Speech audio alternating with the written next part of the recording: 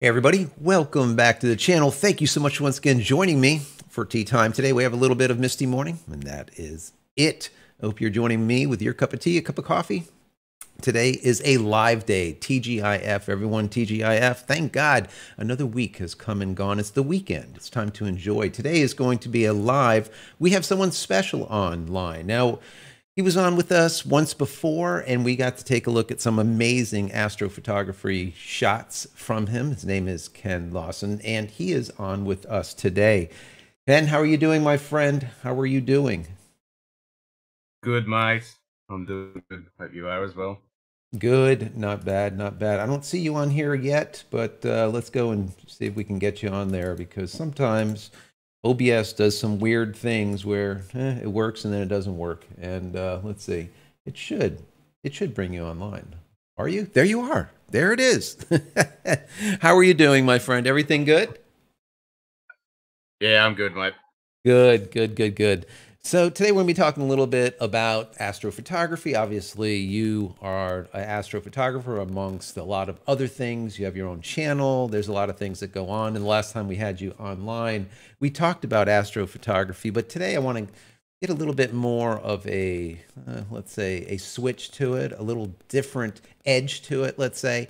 And things are different then as they are now. As of now, there is a lot of, or a lot more space junk, so to speak, that's kind of maneuvering around the planet. And that is from Elon Musk, SpaceX, or their Starlink. So I want to talk to you a little bit about it and see how it affects you. And then also I want to tell everyone that this entire live is being done on SpaceX's Starlink. So if there's any dropouts or anything, you can blame Elon for it. But we'll see how it goes. And if there are dropouts, let us know in the comment area. I'm also going to run a ping during the entire thing. If you don't know what that is, that shows the milliseconds of like a round trip. I'm going to ping Google 8.8.8.8 just to see how the ping is during this entire time, and if it gets bad, if it gets good, or how is it during this broadcast. Because remember now, I'm bringing in his feed, I'm taking my feed, and then I'm sending it out to you guys through YouTube. So it's a bunch going on using a satellite. And the thing is it's not a stationary satellite. It is these mobile low Earth orbiting satellites. So these things are constantly on the move, and they switch. The Starlink system switches between satellite and satellite and satellite as they move through.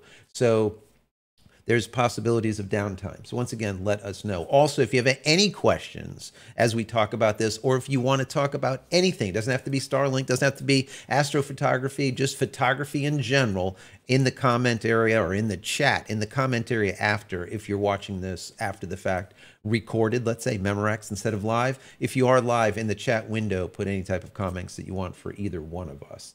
So anyways, tell everyone who you are, Ken, so that they get an idea of what you're coming, where you're coming from. Yep. So yeah, my name's Ken, and I live in Western Australia, just north of Perth, and I've been doing photography and astronomy ever since I was knee high to grasshopper.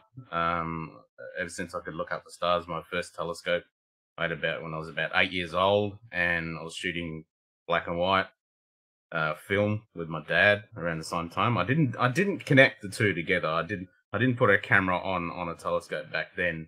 Right. That was later in life. I've always been interested in astronomy and photography ever since day dot. Yeah, it's I think it's very interesting when anyone, doesn't matter if they're young or old, when they take a picture of the night sky and they get like a bunch of dots, it's one thing. But when you take an extended picture of the night sky and all of a sudden you're able to resolve things that you didn't even know that they were there, all of your, all of your life, it's just quite amazing. A lot of people look at it and they're like, oh my goodness, this is just incredible.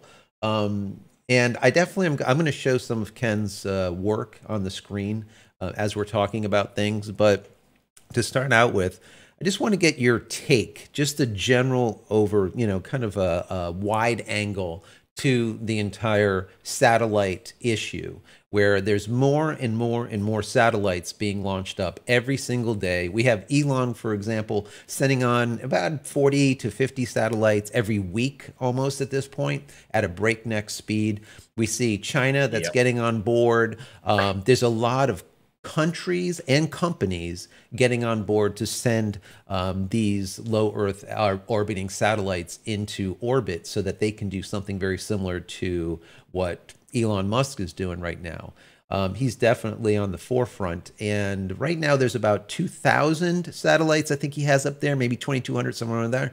And he's looking on about 30 to 40,000 in total. So, I mean, what is your general kind of, like I said, wide angle perspective on the entire, what's been going on here? I mean, the idea of having a global satellite network, and they call it a constellation satellite system, which is, a play on the actual constellations, and you'll be able, when there's 42,000 satellites up there, you'll actually be able to see more satellites than you actually be able to see stars, which is kind of scary. Yeah. But the idea of having, accessible internet across the world and all these remote regions that don't have internet is really cool. The downside is the effect that it's actually going to cause astronomy and actual scientific research with astronomers. That's kind of a downside because there's no actual, at the moment, there is no policing. You can stick, once you get FFA approval of sticking stuff up there, you can shove whatever you want up there. Right. There's no government organization that says, okay, you can't do this, you can't do that. You have to clean up after yourself. It's only if they hit the earth that you have to clean them up. So there can be so much junk up there, and it'll just be an absolute junkyard once they think, because these things are not going to be up there forever. They're going to deorbit and burn up, and they might smash into each other and cause more space junk in the atmosphere. And it's kind of a free for all. That's kind of scary.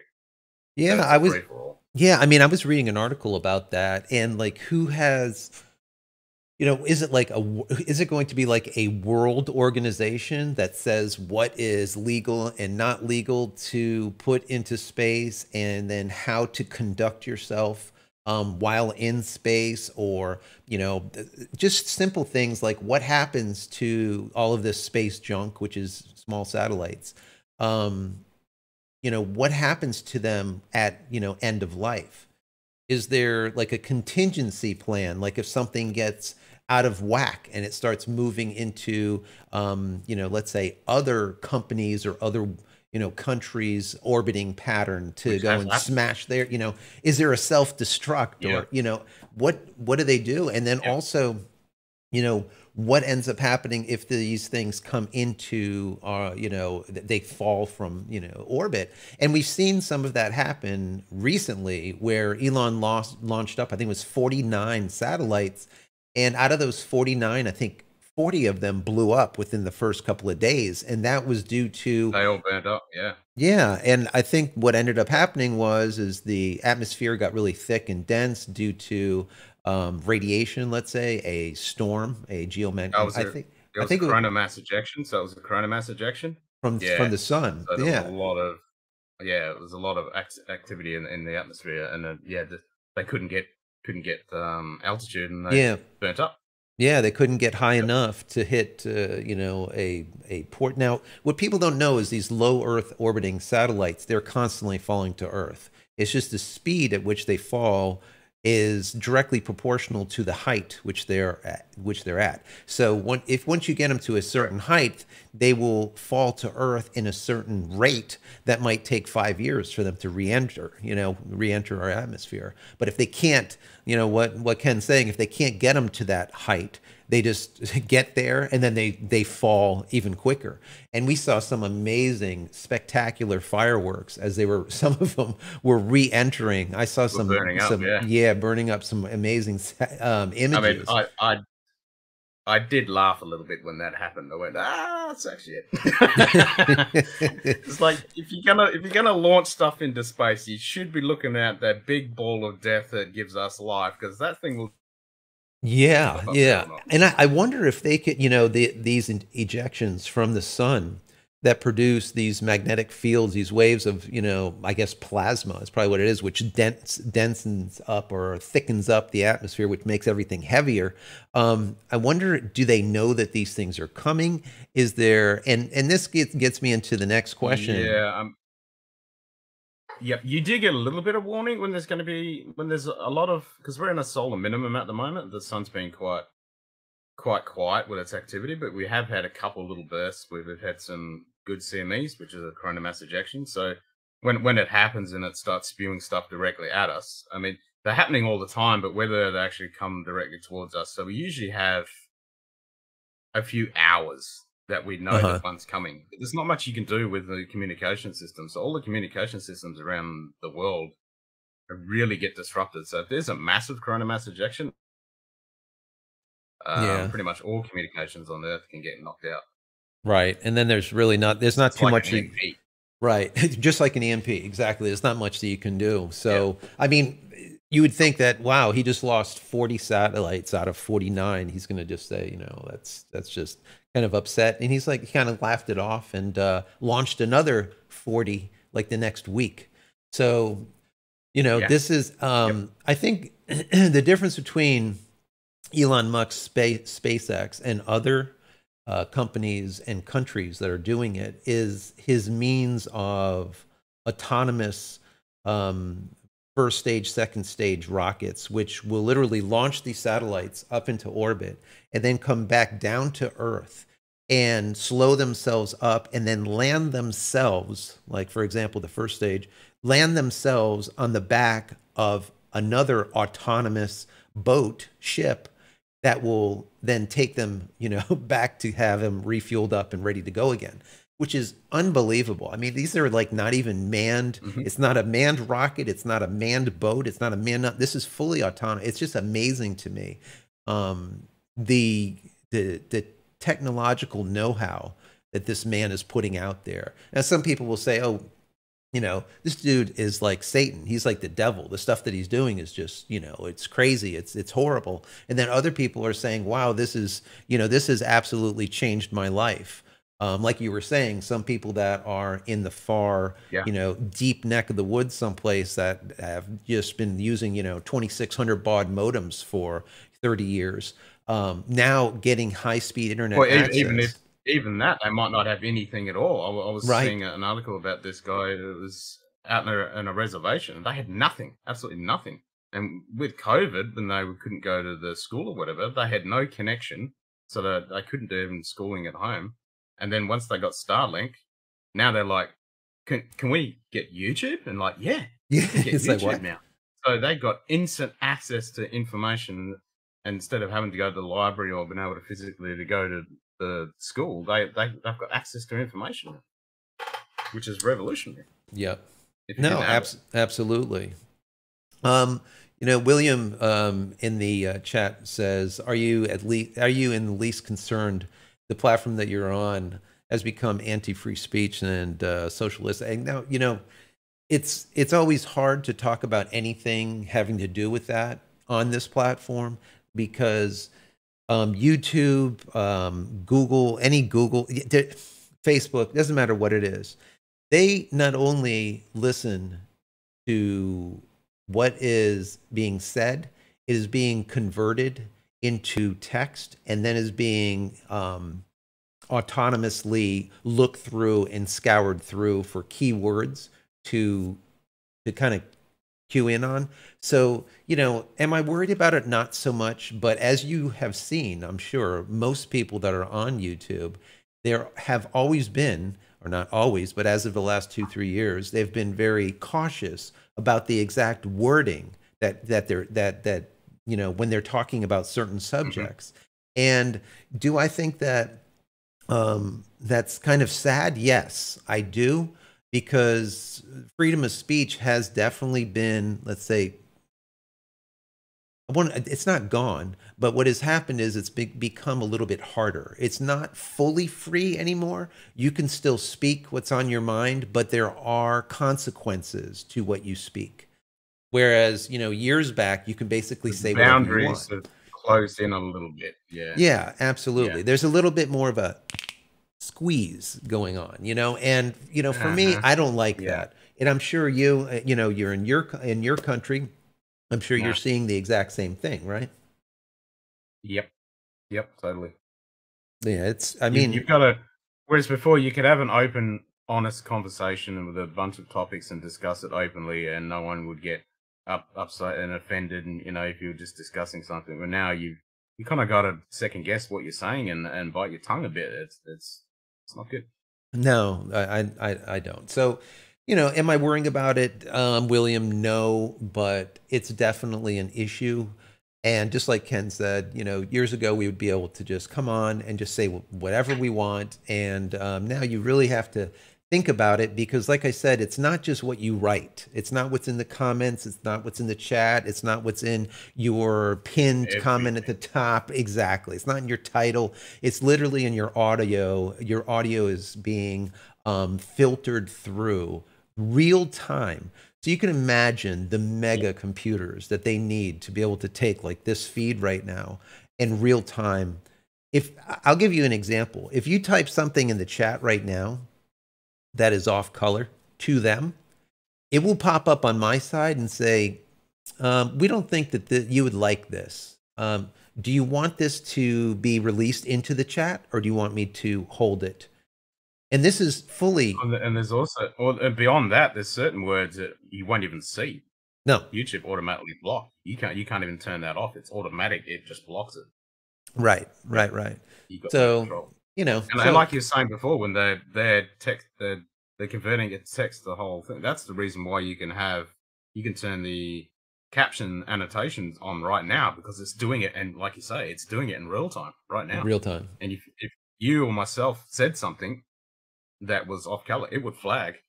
It would Right. definitely flag. No, You've got the absolutely. other agencies listening in on this, and they would flag up. But yeah, Yeah, no, absolutely. So, tin hat thing. But yeah, yeah, I'm it's not, real. so, I'm in the US. I've always been one of those people that I've been like unbiased all my life. So I've never been like Same. one party or the other party. I'm just like a free thinker. So if something sounds like shit, Hmm. it probably smells like shit too. Okay. Now, That's right. I mean, I don't know that it's just I'm just very plain like that. I don't get into all of the politics stuff and all that stuff. I really don't care. Life is so damn short. I mean, how many years do we have on this planet? Um, and then maybe eventually we'll end up in the stars, you and I, but we have a very short period of That'd be time. nice. Yeah, right. It would be nice, but we Tomorrow have a, never comes. Yesterday never was. You've only got now. You could wake up long time yeah, dead tomorrow.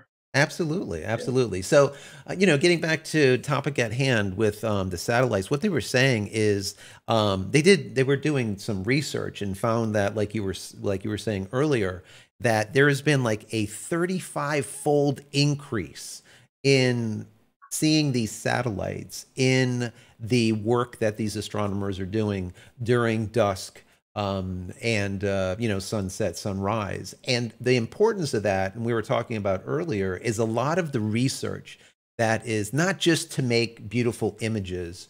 And speaking about beautiful images, let me go ahead and while we're talking about this topic, I'm going to shut Yep. the audio off, but I'm going to run a video that can put together. It's a YouTube. You guys, I'll put a link or something, but you guys can watch this while we're talking and maybe I'll pop our crazy heads down here. I don't know if we can. Yeah, up there we are. We're there. So what I was saying is that, this increase that is happening, I think that the problem with this is, and during dusk and from sunset sunrise, is those are the times when a lot of these astro photographer or astronomers or researchers are using that time to be able to spot rogue asteroids, things that can really be negative to the planet. Whereas if we saw them, we would be able to maybe launch nukes or do something to try to, overt a possible doomsday event from happening when, you are just littered with satellites in the sky. What ends up happening is you can very easily miss those important objects. And now all of a sudden you're blinded. You're And that's totally why, gonna miss. Totally gonna miss it. Yeah. yeah. And there's some researchers that, like you're saying, the yeah, increase is ridiculous. Before 2019, we only had a couple of thousand satellites in the night sky, and now we've got almost a couple of thousand. Elon Musk, so we've doubled in the last couple of years. We've already doubled the amount of satellites, and in the next few years, we're going to have tens of thousands of satellites in the sky, which is just never ever happened. It's so exponentially fast in the history of space race. yeah, and how fast it's been. And I think what's happening is Yeah. the other countries and different companies are seeing what Elon's doing and saying, we're falling behind. I feel like it's very similar to like Canon and Nikon. When they were watching Yep. Sony come up with their full frame mirrorless cameras, they, eventually they're saying, maybe this mirrorless crap is not going to go over. We'll just let them do all the research, all the R&D, and then we'll come from behind if we need to. Well, they needed to like 2-3 years before they did. So they were, Sony was eating their lunch forever. And now Canon has picked up and caught up, let's say, to Sony pretty damn much. But you see Nikon, they're screwed. I mean, I hate to say it. I mean, the Z9 is awesome. They're Z6, Z7, great cameras, but they're I think they've lost so many, really great professional photographers that have, migrated over to Sony or other platforms that just, it's definitely problematic. And I think this is what's going on with the different countries as well as the companies. They're seeing Elon here launching continuously. Like I said, like a breakneck speed of 40, 50 satellites every single week. It's nuts. And now, I don't know if you know, but originally they were sending out, I think they were called version 1s. And the version 1s were just standard, satellites, where version 1.5 are the same type of satellite, but they're a little bit stronger, number one. But number two, they have lasers on them for doing inter-satellite communications.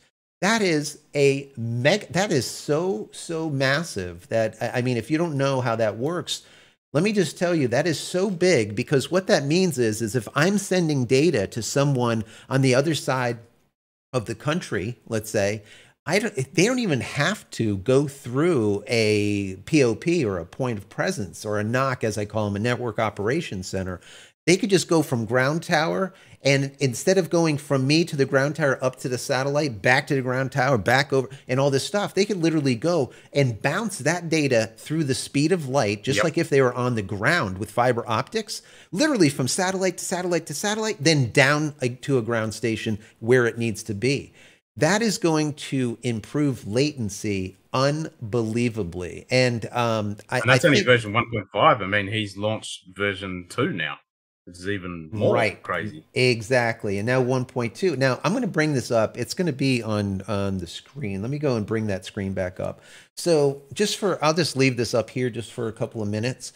Now this right here is my ping, which is my RTT,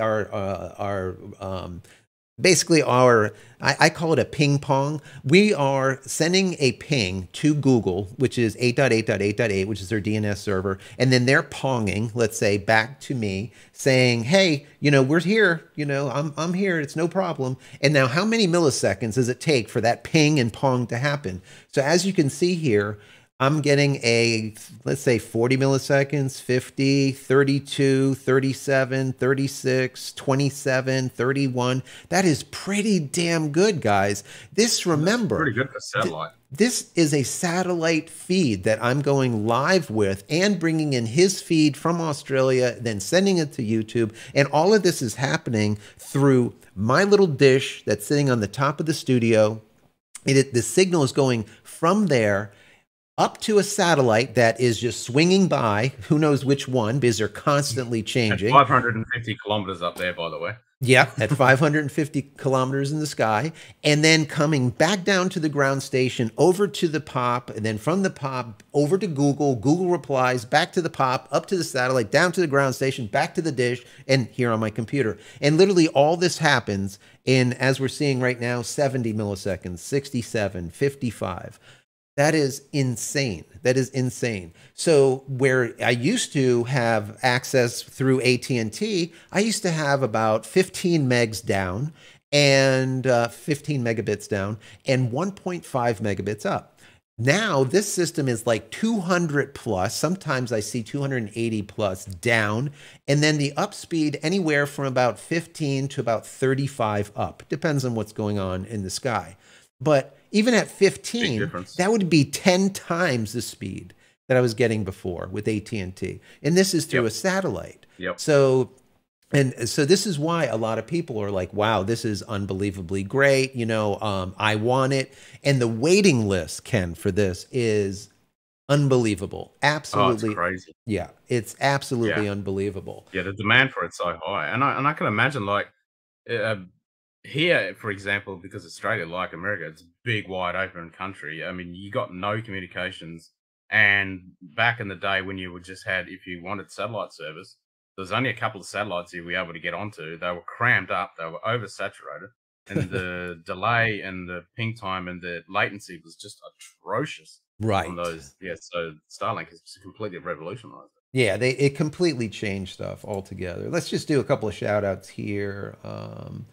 Let's see. Archery Son, how are you doing? William and Body, how are you? We have, who else is in here? Paulo is in here. William, Nicola, how are you doing, guys? Once again, any questions that you have, definitely stick them in the chat and we will get to them. Let's just go over here. William says, is there no other SpaceX type company? And William, there's a lot. There's a ton. There's in China, in every country has their own type of space. Not every, but a lot of them.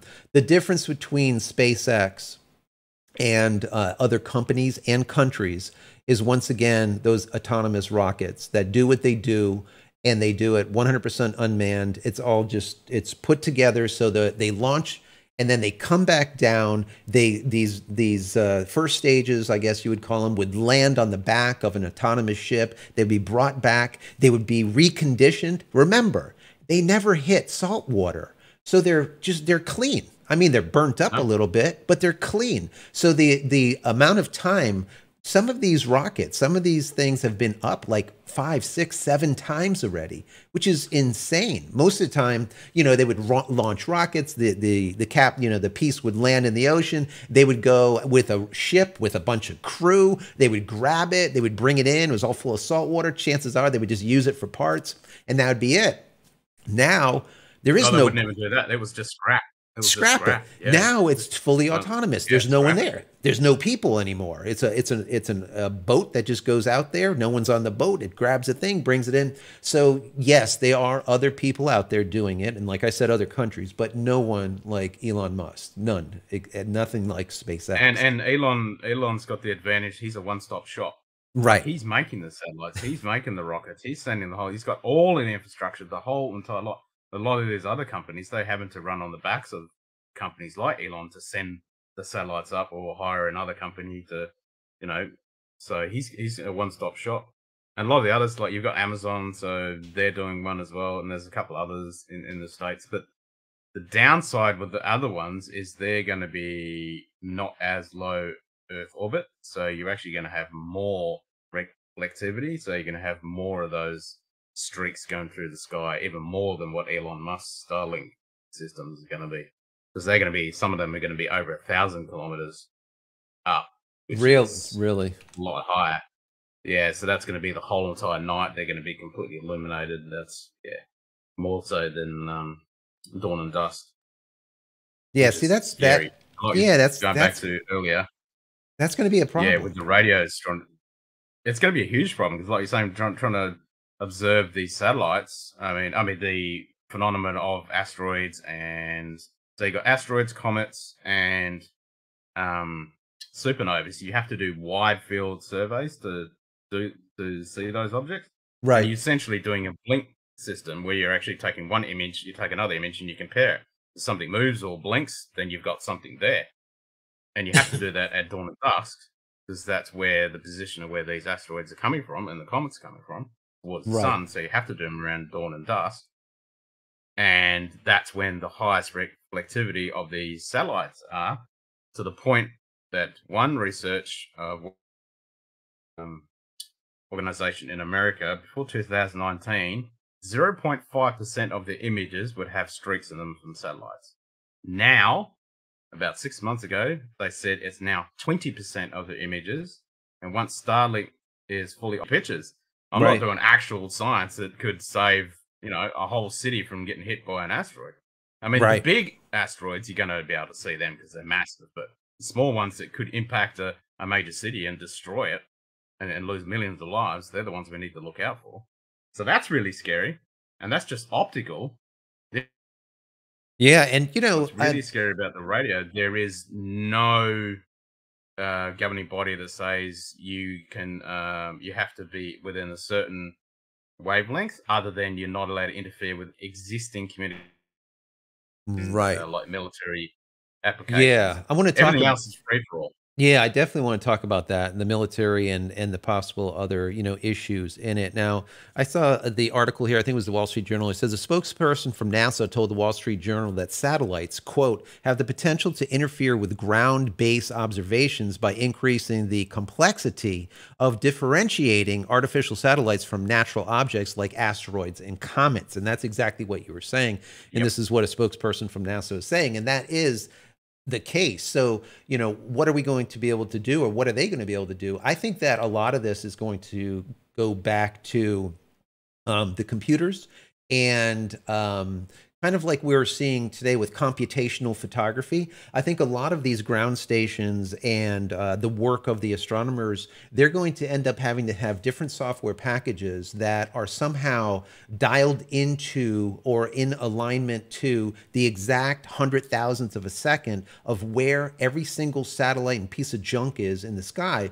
And then just simply using the software, find each one of those dots. Maybe it's 4 pixels, maybe it's 1 pixel, maybe it's 10, removing that and replacing that with, let's say, a pixel next to it or something like that, so that they can actually still do their work and see things. But the problem with that is if they do replace the junk with a pixel next to it, where that junk is could be that asteroid that you need to see. That's right. So it's like, it's like a catch-22. We're only talking about Elon Musk. So you think about it in 20 years when there is 10 different companies up there and we've got maybe 100,000 satellites up there. You're not going to be able to cancel that out. There's going to be so much noise. You're going to be screwed. Absolutely. Yeah, absolutely. William, William Embody, he says, what do you think about vintage reflective telescope lenses popular in the 70s and 80s? I'll give that to you. No one really seems to use them for the simple reason, if you're trying to do astrophotography with them, they're too small. And you can buy a really accessible, cheap telescope that'll actually be a lot better than those old reflex, because of the quality of the optics in them wasn't up to scratch of what you got in a real cheap, basic level entry telescope that you get now. Even with the mass-produced stuff that's coming out of China, the optical quality is 1,000 times better than what you get in those old reflex lenses. But yeah, you can pick them up and play around with them really cheap. They're a good thing to play around with. But wouldn't go out and spend a lot of money on it. Gotcha. That's good. I hope that helps there, William. So this right here is a picture from Ken that shows the International Space Center coming by the moon. And obviously this is the largest satellite that's up there currently, but you get an idea of what this looks like. And obviously we're seeing this stepper, moving like, what is it, every maybe second or every couple of seconds that this shot was taken. No, that's less than a second. That's about half a second. Half a second. 8,000 frames a second. There you go. Yeah, so it took like 3/4 of a second. Yeah, so you imagine how fast these things are moving, just so you get a scope of it, which is unbelievable. And then obviously this is a frame after frame after frame that you use to build this up. But the thing is we see these all the time now, and instead of seeing it this close, obviously you're at what is this at 1,200, 18, 2,000? What's the millimeter on this? How close are you? What that's on a 10-inch. Oh, sorry, no, it's an 8-inch Dobsonian telescope. So it's a Canon 5D Mark IV, I think it was, on a 8-inch telescope. Gotcha. So I have to work out the focal length, around 1,100 or so. I was going to say about 12. It looks like about a 1,200, somewhere on there. So it's around 1,100, 1,200 focal length. There you go. So, I mean, that's just, it's absolutely an amazing shot, but it just gives you an idea of what these things look like. Now, obviously, this is the biggest one, but this is only one in the frame. Whereas when you see these constellations coming through, they're literally in like parading behind each other of like 10 or more. 20, 30, whatever, and they're all coming through in these streaks, and that's why a lot of the that's photos, only on the launch. That's only on the launch when they're because they're in super low Earth orbit, and then when they get into position, you don't see that, right. and they're a lot less brighter. But once they're in orbit, it turns into giant streaks. Like so, when they first go up, like you're saying, they go in a nice little trail. Right. So you get the nice little trail, which is pretty cool to photograph if you're able to see them. Right. But it doesn't last very long, and then once they're in a few months later, and they're in proper orbit. The issue is when they're in orbit, you can't see them with the naked eye, but if you take a long exposure with a camera on a telescope, your image will just get nothing but streaks all the way through it. Right. Now they have tried to fix this situation, and there's two different things that they were doing. Is as of version 1.5, not the original 1.5s, but as of now, probably the last few months or 6 months, they've introduced this dark coating. It's an anti-reflective coating that they paint on the satellites on the side that is going to be reflecting the sun towards the Earth. That's number one. And then they're also putting together these visors, these sat visors. Yep. And they also reflect the sun away from the Earth so that they don't look like these bright dots in the sky. Now, have you noticed any difference with these newer satellites? Or I'd probably be hard for you to know which ones are the new satellites to old, unless you're using a piece of software. Yeah, there's only a few of them. There's only a few because when the first big backlash came out in the astronomy community, both amateur and scientific, Elon was like, okay, we'll send. That was before version 1.5, so he did send up some of those with some reflective coating. Didn't really work. They reduced it a little bit, but if you're still doing a long exposure on an object, they still show up. There's no real way to get around that. And the visors are not really doing much effect either. And the other issue is supposedly he's going to be able to, when they're going over a known radio telescope site, they're actually going to be turning away. But it's not really going to make much effect either, because the radio astronomy thing, the bandwidth they're going to be using is pretty much going to flood out the entire bandwidth that astronomers want to use to find organic compounds in the night sky. Yeah, so it's basically it's a good try, but it's not going to work. It'll be minimal. Let's just say not going to work. So if you here's something I just brought up on the screen, Ken, and this is a site that I've been talking about for a while. It's called Starlink.sx. They're a third party. They're not affiliated with SpaceX, not affiliated with Starlink at all. But what they do is you see them all. Yeah, and here they show you the different satellites. Now, I am at this blue dot here, which says Fort Lauderdale when you hover over it, right down here. These blue dots that you see are the version 1 satellites. So you can see how many there are around me. All right. Whereas this green dot over here is the version 1.5. So this is the one that would definitely have the coating on it, but all of these blue ones definitely don't. Now, there is no version 2s that we've seen float by yet. I believe they're going to be in red or something, a different color, but I have not seen any. Just been announced. Right. Yeah. But you see this blue, this green one right here, and then there's another green one right here, and they're let's call it about 700-800 miles apart from each other. Since these do have lasers, they can actually send data from this one to that one. So if I was requesting something from down here in Florida, it can definitely grab that and then send it over to another part like I was talking about before, and then come back down to a different ground station without having to use any of the fiber optics on the ground, which would be amazing. So eventually you're going to see all greens, let's say, or a lot of greens, and these blue ones are going to slowly burn up. And I think it's like a 5-year. Do you know what it was? I think it's like a 5-year period max. It's around 5 years before they burn up, and then obviously you've got to keep replacing them to keep the constellation active. Right. So yeah, that's what we'll be doing. Right. And, we were talking about the different pops or point of presence.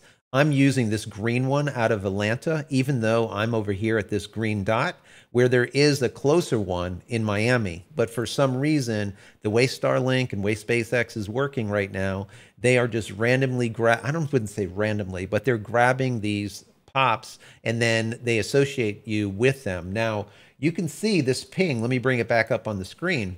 Right now, we have a ping of like 44, 37, 53, 58. You see these pings going on. Now, back when I was connected to this one down here in Miami, my ping was like 19 to like 25 milliseconds.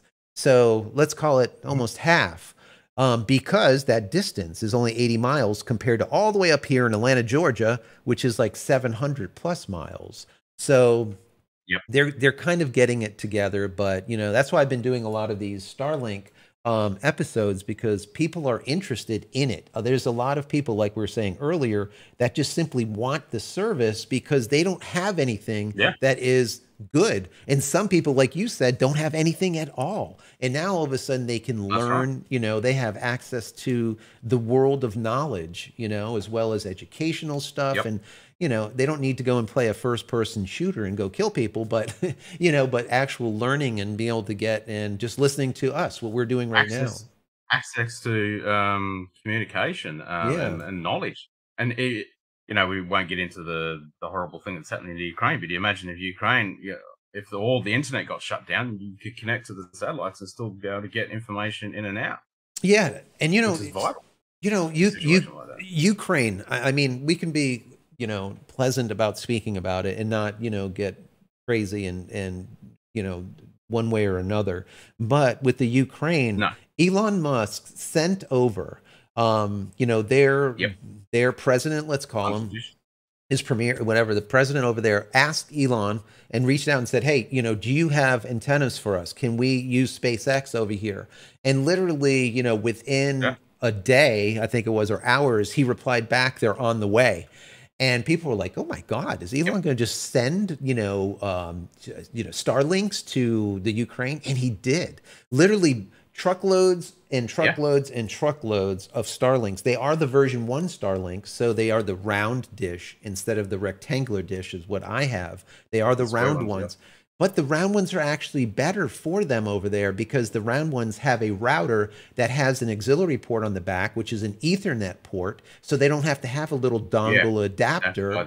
They could just plug straight into it. So that was amazing. And they did that. Well, Russia knew that they did it. So what happened was Russia started scrambling all Starlink uplink, let's say, all interaction from the actual ground unit up to the satellite. They were scrambling everything. So Elon's like, hey, wait a second, you're not going to scramble my shit. And within a day after that, he put out a new program for all of them. They all downloaded it, and now they're not being scrambled anymore. So, you know, it's like, it's really weird what's going on. I feel like it's not even just a war on the ground. It's more of a cyber war that we aren't privy to that's going on between Russia and the Ukraine and the rest of the world at this point. A lot of it is technological. A lot of it is, you know, once again, like these, you know, cyber war. So what happens, you know, my question would be, what happens if, you know, Elon gets pissed and says, you know, stop scrambling my stuff, leave it alone, or I'm going to start scrambling your shit and you're not going to like it. You know, does this turn into like a World War III kind of thing? And then the other thing that I think about... Well, once it's a global network and like if everybody's on it and he goes, okay, well, such and such a country's been a bad boy, turn them off. Yeah, exactly. And we see Facebook and Google and we see Facebook and Google and Canon and Nikon and Sony and Fuji and all the rest completely pulling out of Russia and having nothing to do with them at all right now.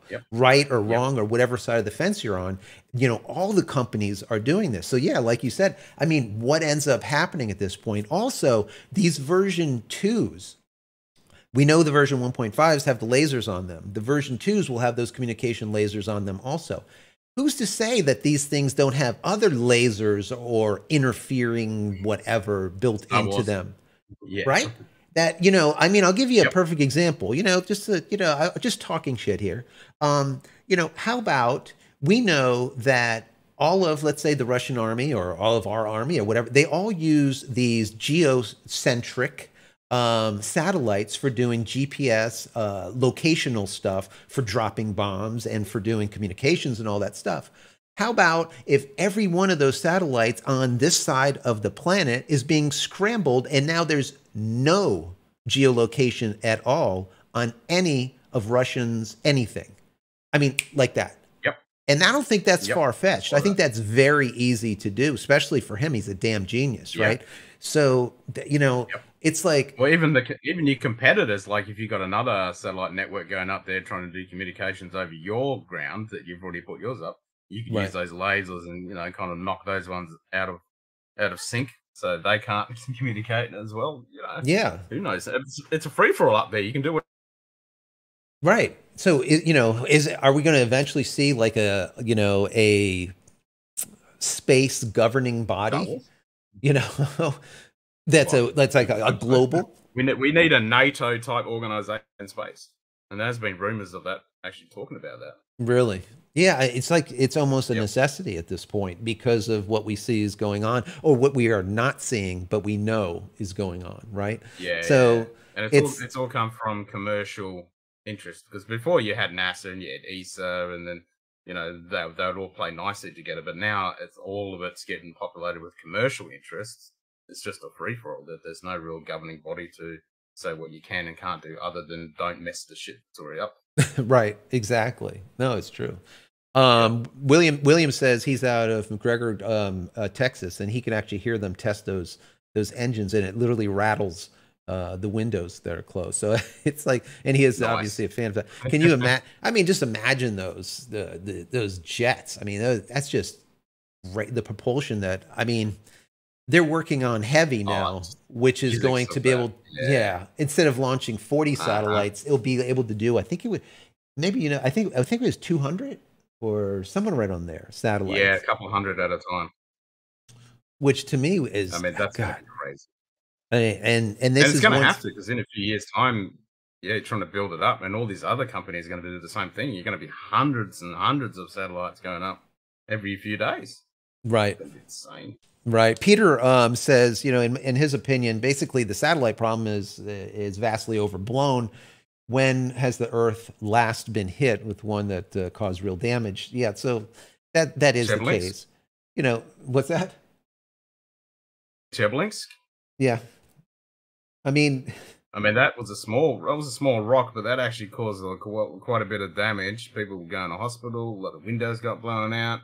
The sonic boom is an actual issue. We had one recently that caused a massive sonic boom that blows out. And these are only small rocks. It's not a matter of if; it's a matter of when. No, absolutely. And the question is, you know, if we have the capability of stopping these things before they hit the Earth, should we be doing it? Number one, I think we should. Do we have the technology to do anything about it? I think at this point, I think there's a lot of technology that we have that we're not even aware of to be able to, let's say, mitigate. They're testing a program they're testing one right now. There's a satellite up there now. I can't remember the name of the comet they're slamming it into, or asteroid, sorry. So there's three methods that they're proposing. Nukes is not the way to do it, but the problem beside the fact that you've got a nuclear weapon going into space and it comes back to Earth, it's a bad thing. But you don't want to get a big rock and blow it up into lots of smaller rocks, because now you've got, instead of one rock impacting, you've got a shitload of rocks impacting exactly a wider area.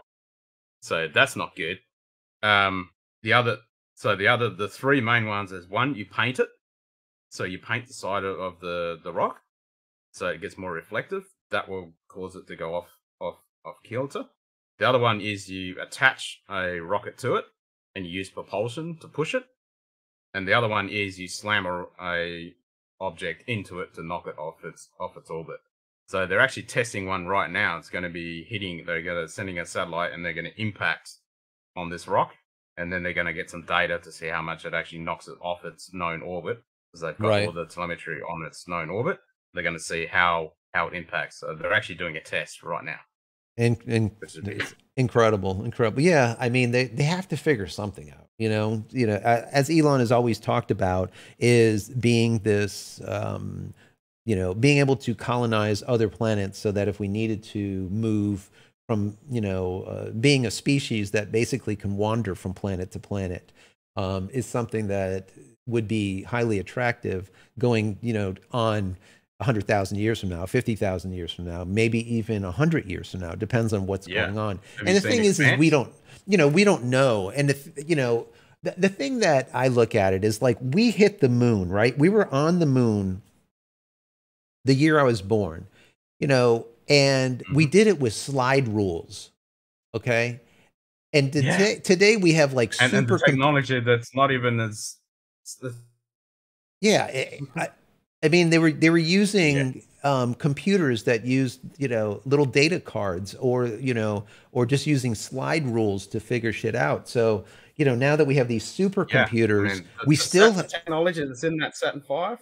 Oh my god, mind-boggling! Hand woven copper wire that was done by special women. That you look at the detail of the hand wire, that copper wire. Oh my god, it's amazing. It's crazy. Like you say, yeah. I know. And then literally going to the moon, and we haven't been there since, you know, it's been 50 years.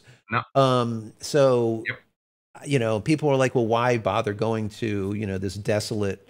It's not about going there, in my personal opinion. It's just proving that, in other words, that we can not only do it, but we can use it as a launching point to get to other locations without having to need to expend the amount of propulsion material, right? The energy, right? To leave the moon, because it has next to, it's very little gravitational pull to it. So now we can have, we can build our location on the moon that is now, we're delivering fuel to that location and then launch from the moon. And now you just saved just a crap ton of fuel, right? So that's the way I look at it. I don't know, other people look at it probably different. And not to mention the science and technology we're going to get from just doing that, like physically doing that. The amount of follow-through technology we're going to get in our day-to-day lives that's going to come from just doing it. Right. No, absolutely. It's the knowledge, it's you know, just to see that we can actually do it also. Let me see what else we see here in the comments. Matt Luke says, I can go and play FPS or first-person shooters on my Starlink. I need to be good at the game or have an extremely low ping to have fun. So I'm going to be doing a video on this probably this week. I downloaded a bunch of first-person shooters. I've been testing them out, and they've been doing pretty good. Once again, let me go ahead and bring this ping up here just so you can see what it looks like. I'll just leave this up on the screen. Let me just bring this over. So yeah, so this is the ping, and this is the ping with not me obviously playing a game. This is a ping with me streaming, gathering data from Australia, taking my data and then streaming it to YouTube. And we're still seeing about a 30 ping, 60 ping, somewhere right around there. But yeah, it's very, very important. It's very important to be able to have a low latency or a low ping whenever it comes to these first-person shooters. So, you know, I'm going to be testing it out, and I'm going to report back to you guys what my findings are. There's been other people to test this also, and some people said that they can, some people said that they can't. But I want to test now this Generation 2 and the latest and greatest, and to see if things have gotten better. The main thing is not only low ping, like right now we're seeing some, what is it, 29s, 34s, 28, 31, not bad. Not just low latency, but what we need to see is no drops. So if I take this window and if I scroll up a little bit, I'm going to see if I can find some here. You see every once in a while. And this is only in the infancy stage of this system. Like, this is brand new. There's only a small amount of satellites out using it. Right. So the more that goes up there, it's going to get better and better. Right. And as we can see here, there we go. There we go. Yeah, so every one of those spots that we see that has like a little, there's a couple right there. You see it says request timeout. That means that we did not get data. And that is it's a lost packet completely. And if I scroll up, there's not a ton. Every once in a while you'll see them, but there's not too many. So I would have guessed that this would have been a heck of a lot worse than what I'm currently getting. And I do know also that when I first got this, it was like, I think it was October or November of last year. I was getting a lot more of these outages, let's say. A matter of fact, there, as I'm speaking, there's two that just popped up. There you go. You see those two that says request timeout? We had 43 milliseconds, and then there's another. So right there on that screen, we can see 3 requests. Now, those are packets that are lost. And once those packets are lost, they're not coming back. That's it. So you get that momentary, that spike, let's say, where you don't have data. And that's where we'll end up getting into some problems here and there. But you know, it kind of is what it is. Like you said, they're getting better with what they're doing, and that is it. Yeah. The question is, are people gonna, you know, I think the problem that I have is, and that's why I wanted to have you on, Ken, because you're seeing both sides of it. You stream, okay? You have your own. Matter of fact, I'm going to bring that up on the screen so people can see what you're doing. Zip it. Let me see here. There we go. I'm going to go ahead and switch that over. So this right here is a thumbnail of what Ken's show is all about. This is, I guess, coming up. What is it? Coming up this week, right? Yeah, Sunday night my time, so it'll be Sunday morning EST. Gotcha. So this is him. So definitely 8:30. So what you can do is, you know, when you get a chance, put a link. If I don't find it, I'll put a link in there. Wait a second. Right here, I do have a link. Let me copy that. And I'll stick that link into the chat window so people can go and check you out. There you go. Done. You guys can go and check him out, what he does over on his channel. But the thing is I wanted Ken on because he's got a good perspective on this. Number one, he loves the night sky. He takes amazing photographs, astrophotography. Obviously, I want him to just tell you guys what type of gear he uses because I think it's very interesting. But so he's very into it, but then he's also streaming too. And he does have, you know, he's on there all the time doing more of on the computer side of things and has his own show and all the rest of this stuff. So he's got both sides of it. So, and I think that's very important, where there's a lot of people out there that are like on the, on one side of the spectrum or the other side of the spectrum, and they don't see both sides of it. And that's where I think is very important. And that's one of the things I like to do with this channel. I like to keep things almost not, it's like an unbiased, look on things. So I want to weigh both sides of it because I think there's positive things, having all of these satellites up there, and then there's negative things also. And that's kind of like the conversation that I think is really important. And we just need a good equilibrium so everyone's kind of happy.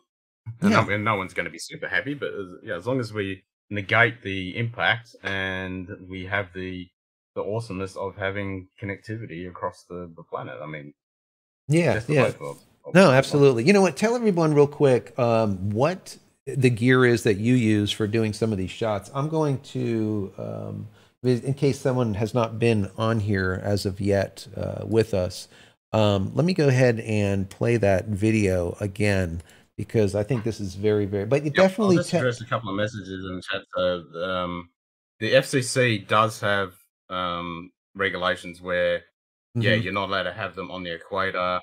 You can't interfere with any communication satellites, military application, anything that's existing up there. But other than that, it's a free for all. You can do what you want as long as you don't affect anything that's up there already. FCC approval for nearly 38,000 low Earth orbit satellites outside of SpaceX. Exactly. And those ones are going to be higher orbit. Is going to be more impactful on astronomy. Which is right. So 38,000. Yeah. So that was Jim. I think that asked that. He was talking about what I think he put in the comments here. He said Amazon Astra and Boeing are among just a few The outside of Astra. SpaceX. Yep. Yeah, Astra is big. That's going to be big. That are seeking to gain access to V-band spectrum and have requested from the FCC approval for nearly 38,000 low Earth orbiting, or LEO as they call them, satellites. And yeah, and even though they do list them as low Earth, or LEO satellites, I don't think they're as LEO as the, what is it, 550 kilometers that Elon has his, right? Yeah, so Elon's are 550 meters. The International Space Station is about 400 kilometers. And then these ones that Amazon and a couple others are going to be putting up, they're going to be over 1,000 kilometers. Wow. So they're definitely, that's twice as high. And that's going to mean there's more sunlight hitting them. Right. So they're going to impact more. And they're going to be twice as slow, right? Because they're twice as far away. So they're going to be in proportion to us, traveling twice as slow.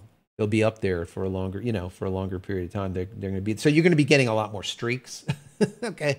I'm going to guess. Yeah, there's a shitload more. Yeah. So, it's 38,000 that they're proposing, and then you got Elon's 40-odd thousand, and then probably the next company coming out next week with another 50,000 or whatever. Right. Then you have and then you have China, right? And China was talking about tens of thousands, and they can care less about FCC or any type of governing body. I mean, they can care less. It's like they kind of do whatever they want to do, and that's it. The same thing with Russia. They're not going to care about any governing space body and what they have to say. They're just going to do what's in their best interest and kind of call it a day. Let me see here. Hardcore Weather says, are you going to give advice on switching pops in this video? Okay, so pops, if you guys don't know, are POP, or point of presence. I call them NOCs. It's basically a location where matter of fact, let me go ahead and pull this screen up so that people get an idea. I'll talk about it just for a minute here. I won't get too deep into it, but I'll give you a kind of a gist of it. So these I'm going to back up just a little bit. This is not Australia. Obviously, this is the US, and we can see like 9 pops. You see down here, this says Fort Lauderdale, there's a number 2, there's a number 1 here, this is a green one, and you see all these purple pops. Basically, when you boot up your router, your Starlink router, it connects you supposedly to one of these pops, and that is where your data gets traversed through the internet, right? Let's say. So for me, I'm at this little green dot right here. The closest ground station would be this one right here in Fort Lauderdale, this little yellow dots. The yellow dots are ground station. So they'll send the signal up to this satellite, probably because it's the closest, down to this ground station. From the ground station, it'll go through fiber optics to my POP, which is over here in Atlanta, Georgia. The POP will then make that connection, once again, with, let's say, a ping that I'm doing here with Google. This is a Google ping to their DNS server. It'll go from that. Google will come back to the POP, then up into the air, then down to the, back up to the satellite, and then back down to the station, whichever one it is, and then back over to me. That's how it works. And then this is how quickly it does it. Now, what he's asking here is, how do we control this? Now, in the past, I put out a message to Starlink, and I said, listen, I went through a lot of the Aaron data. I dug in deep. I'm not just using this, information. I am a system administrator, so I have administrative type of access to different packages so that I know, each POP, how many IP addresses they have available to them, what the usage is, who ordered those, at what date, and all kinds of other stuff, right? So I have access to all of the Aaron information, a lot of other information, digging in deeper. And I wrote to them, I said, hey, my POP is currently, at the time, was Virginia. Over here, guys, number 3. Check this out, right? So this is where it was. And I'm down here, all the way down here at the bottom. This is me. It was literally like 1,400 miles, 1,200. It's crazy, right? So I wrote to him, I said, listen, I'm down here. There's a POP sitting in Miami, 80 miles away. Do I need to traverse the entire country you know, to be able to get this. And I was getting pings of like 60 milliseconds, 70 milliseconds. It was just ludicrous. So they're like, they didn't reply to me. They immediately switched me to Miami. I didn't reboot. I did nothing. All of a sudden, I was sitting in Miami and I was getting like 19 milliseconds, right? So they just did it. Well, I did a lot of testing for you guys. And when I did that testing, I had to reboot. When I rebooted, guess what? Obviously, the way the system works is it then, you get it. You're figuring it out already. I didn't even say it. So obviously, it at that point says, hey, what has the lowest latency? What has the less congestion? What is closer geographically, whatever. And then it connected me to that handshake and going, yep, you'll do. I'll connect to you. So now I'm connected. Let me bring it up again. So I am now connected over here to this green square, which is Atlanta, Georgia. Now this is 700 miles away and it's not all the way up here, which is like 1,400 miles. So it's Atlanta, Georgia.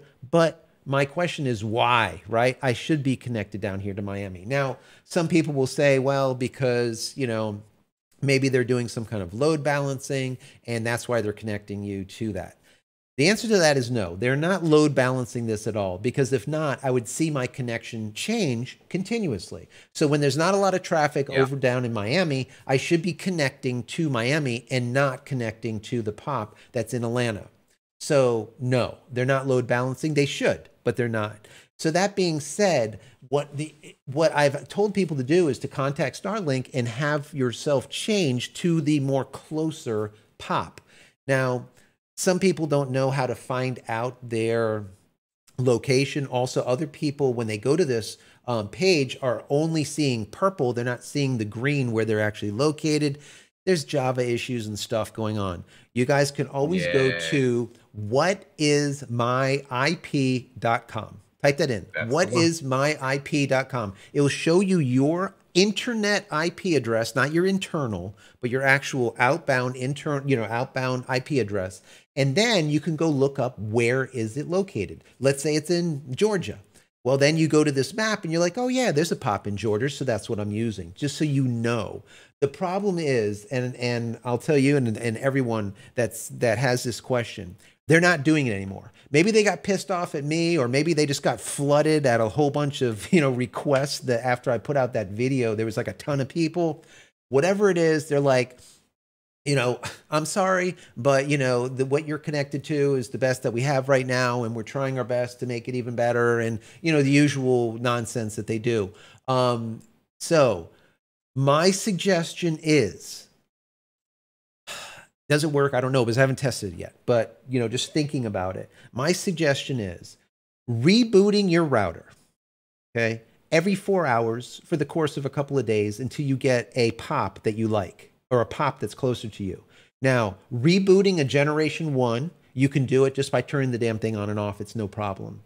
A generation 2, or resetting it, right? A generation 2 doesn't have that button on there to be able to reset it. So what you need to do is unplug and plug back in the router 3 times in quick succession, and then it will go back to factory settings. You put in your information and it will reconnect to the POP.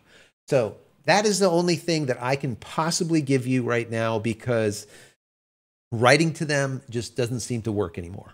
I'm sorry. So hopefully all that big, long,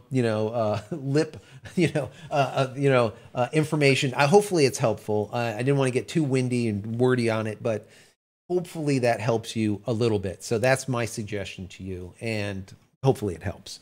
Do you see any other in the comments that we should address before we get into the next? You got a shout out?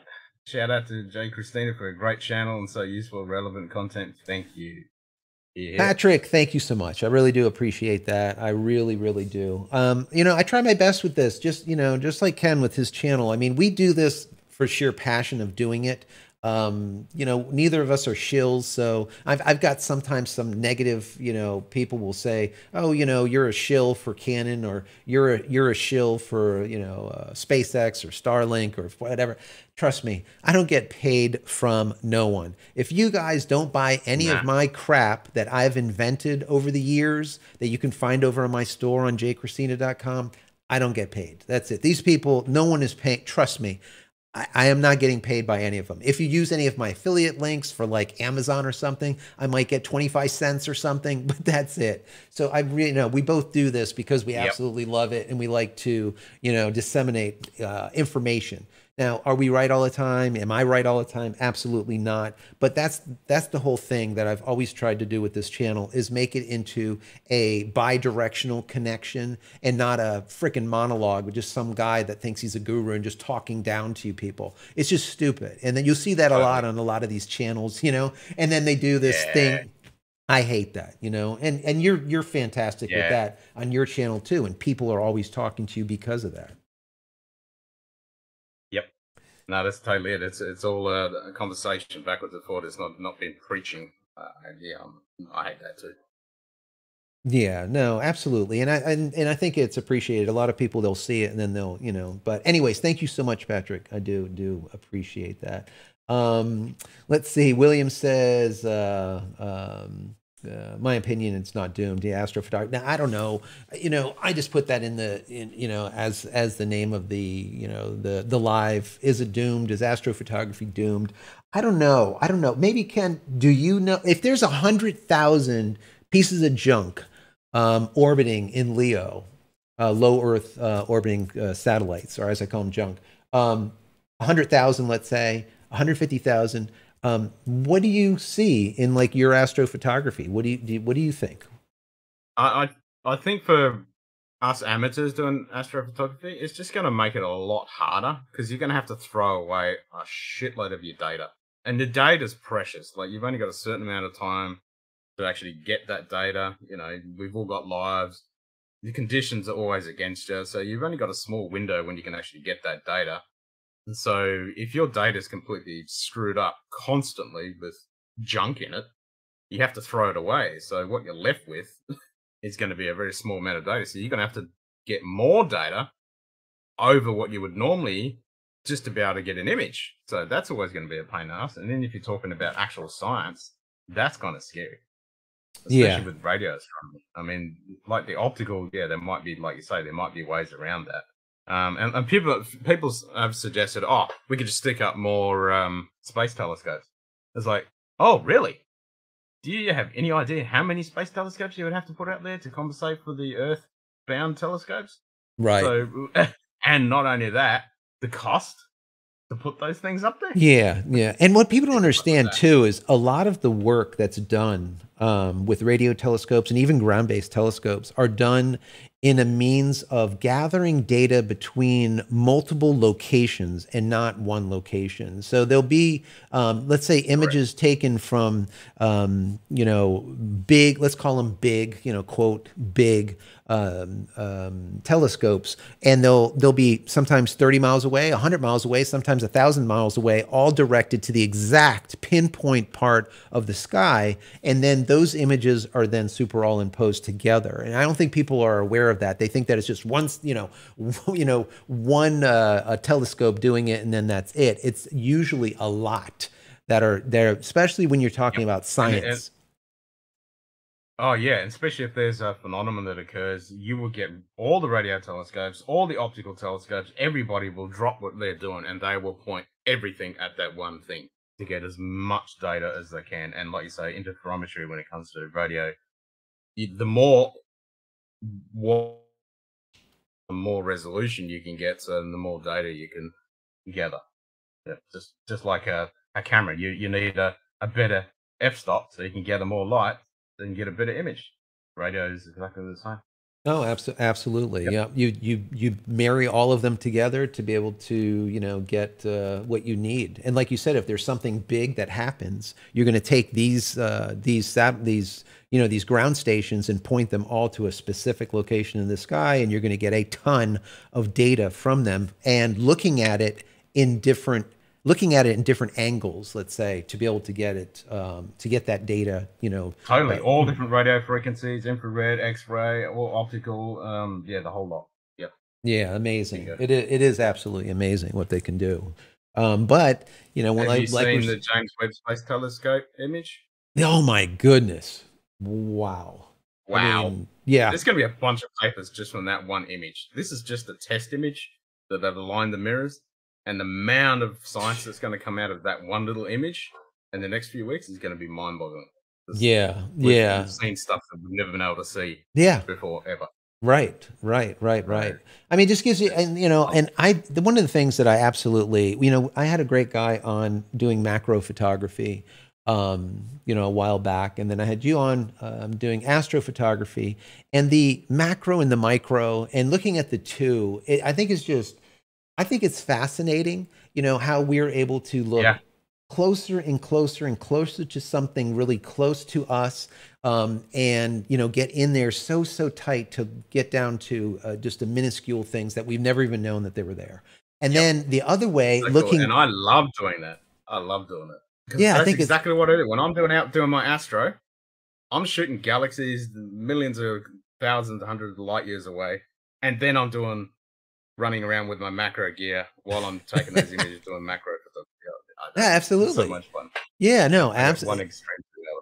Yeah, from one extreme to another. It's just awesome. It's absolutely awesome. And now that, you know, the gear, and that's one of the things that I wanted you to talk about is, and then we'll get going here because we've already been on for over an hour. What gear are you using to do your astrophotography? Because people have been seeing, you know, I've been playing the video and whatnot of, you know, your shots that are just absolutely gorgeous. Yep. What gear are you using? So all the wide field stuff, like on that time lapse, that's all Canon. So Canon 5D Mark IV, 5D Mark III, on a tripod, so no tracking mounts, with a 14mm lens. So they're both Samyang lens. One's the 2.4, one's the 2.2. So the Samyang 14mm. Most of those shots, and then some of them I used a Nifty 50, just a Canon Nifty 50. Right. If I'm doing a panorama or a stitched image, because you get less chromatic aberration distortion when you're trying to stitch a pano together. If I'm doing deep sky stuff, it depends. If I'm doing, say, like that satellite, the space station in front of the moon, that's a real super quick shot. So that was no tracking telescope, but essentially using the telescope as a giant lens. So I just whack the camera on there and use the telescope as a giant lens. If I'm tracking images, then I'll use the tracking mount. So I've got a couple of Skywatcher mounts that I use for tracking. And then I've got I've got refractors and reflectors. So with telescopes, you know, either it's a bunch of mirrors or it's a bunch of lenses. So depending on what I'm actually shooting. Gotcha. So I've got RC, which is a Ritchie Criterion 8-inch. I've got a 14-inch Dobsonian. I've got a 10-inch Dobsonian. I've got a 10-inch Schmidt Cassegrain that I use for planetary. Also got a solar telescope that if I do for a bit of solar work. So you're in pretty heavy. I mean, you got a lot of equipment for sure. Yeah. It's you know. And then with the macro stuff, I've got the Sigma 150 with a bunch of extension tubes. And then I got the MP65, which is a 5x macro.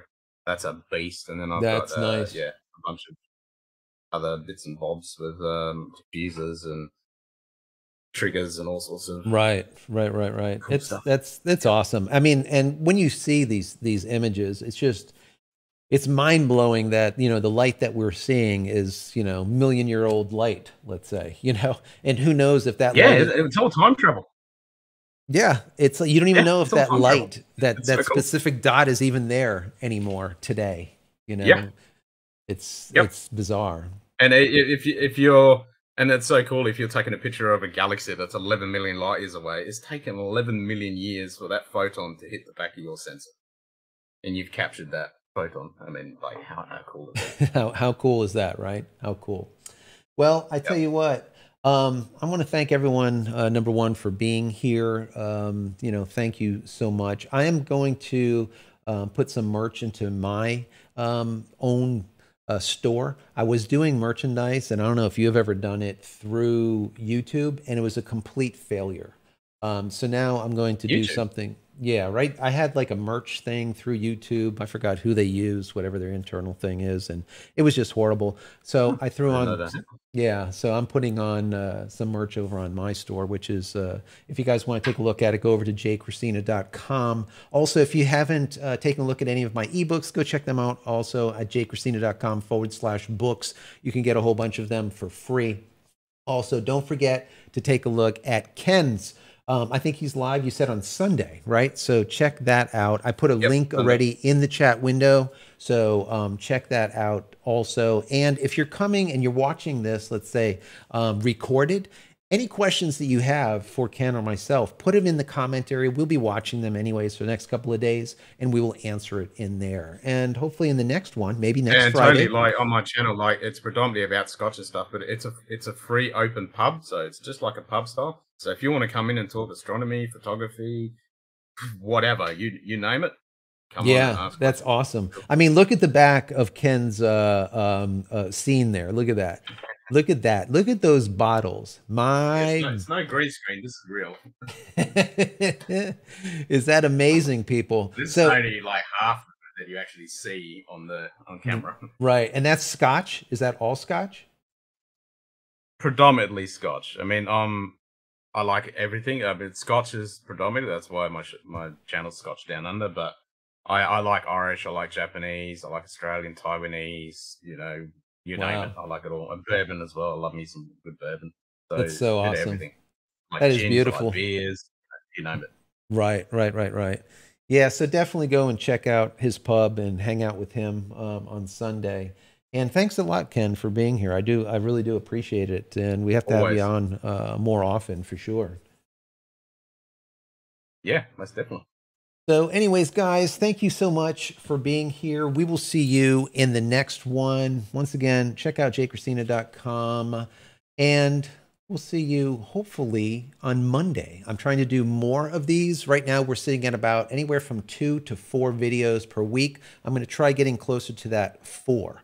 And if there's anything specific that you want me to talk about in any of those videos, any kind of topic, definitely let me know in the comment area. I read every comment. And I probably answer about 90% of every comments. And sometimes there is hundreds and hundreds of comments in some of these videos. So anyways, many blessings to you and your family. What's that? It's work. No, it's work. It's definitely, and it is definitely work. And people don't even, you know, sometimes some of the people, they get it and some people don't. But yeah, normally when we do like a video, right, we go in there and we answer those comments for at least a day or two after. And that's normally what I do. But sometimes I'm answering comments that are from videos that are 6 months old because they'll pop up and I'm like, got to answer this, you know? And no, it is definitely a part-time job. So anyways, once again, guys, thank you so much for being here. Many blessings to all of you. We will see you in the next one. Take care.